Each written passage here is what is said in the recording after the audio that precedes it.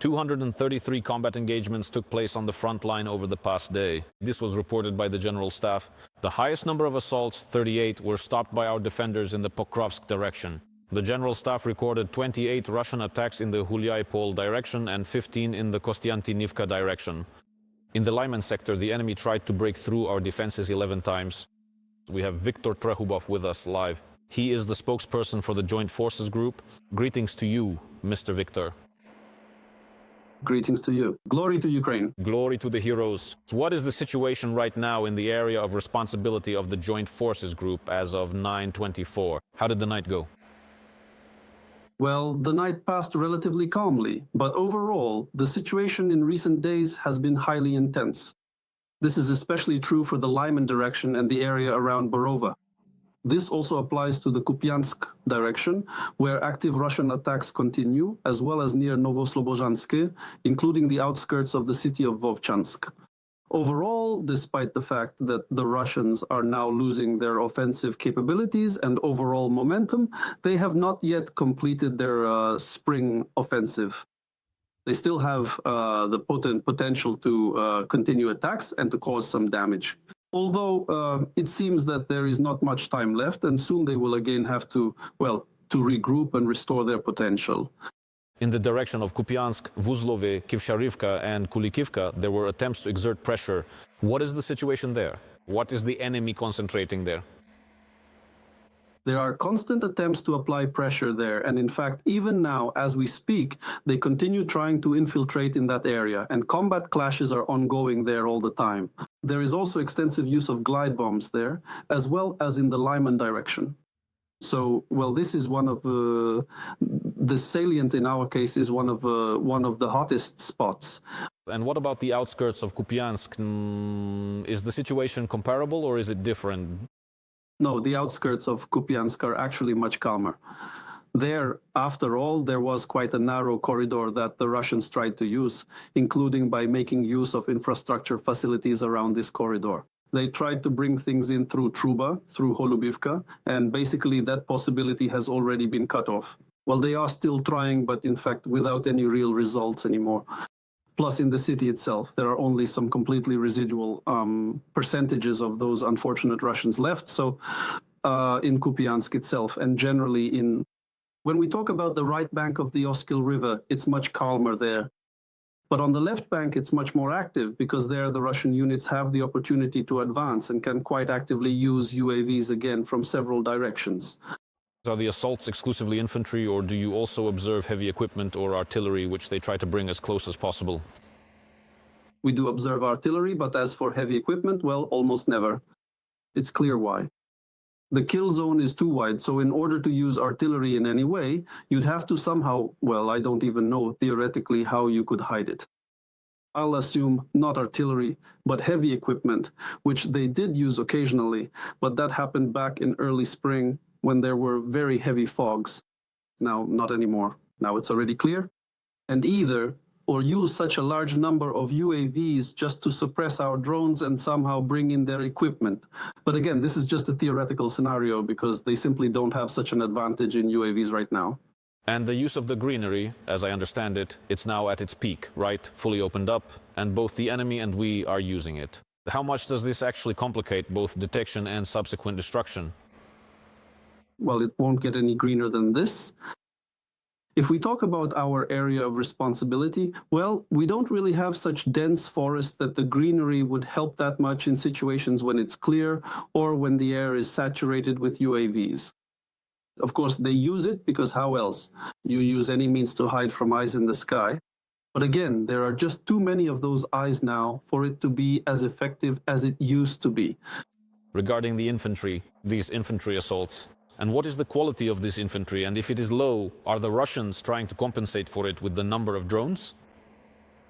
With both the number of infantry and the number of drones. The quality there now is, well, average, let's put it that way. A large number of mercenaries, remnants of those same mobilized convicts, plus people who were mobilized purely for contract money from various regions. Well, they've been trained, but it's not like they're some kind of elite or truly experienced mercenaries, as was the case with certain Wagner fighters. No, these people are more like, let's say, military wage earners. I'd say their overall level of training is average. They're not completely green recruits like it sometimes was, especially at the very beginning of the conflict. But again, they're not some kind of Rambos, Rexys, or highly qualified specialists either. Mr. Victor, thank you for joining the broadcast and sharing details about what is happening in the area of responsibility of the Joint Forces Group. The spokesperson for this group, Viktor Trehubov, was live with our studio. Milo, we wanted to talk to you about the situation in the area of Lipsy in the Kharkiv region. Please tell us, what does it look like from an operational standpoint today? Who holds the initiative and what is the predominant nature of the fighting taking place there? At the moment, the situation in our sector remains tense, but it is completely under our control. Our Cossacks are holding our forward positions and are not allowing the enemy to advance. Indeed, over the past year, the enemy has changed its tactics and is constantly trying to probe our front line, looking for weaker spots in order to advance its offensive. But we are not allowing them to make any progress in this direction. Now the enemy is using small groups. They have moved away from large assault formations, so you could say that the intensity has greatly increased. We have already transferred 10,000 hryvnias to the Kartia units. Thank you to everyone who contributed to this fundraiser. For everyone who hasn't done so yet, for whatever reason, this is your chance to start your morning with a good deed and set the right tone for the whole day since our struggle continues. The resources needed to support the armed forces of Ukraine are always in demand, and you are a part of this resource. I hope you can share it this morning. You have every opportunity to do so. There's no need to explain why this is necessary. As for what the village of Lipsy looks like today, since the Russians have been conducting military operations there for quite some time now, it is a small settlement. At this point, it's clear that, in my opinion, there's probably not much left of it. What do the positions held by both sides look like directly in the town and in the area where this settlement was generally located, and how are the battles unfolding? For the second year now, the enemy has indeed been trying to wipe this settlement off the face of the earth.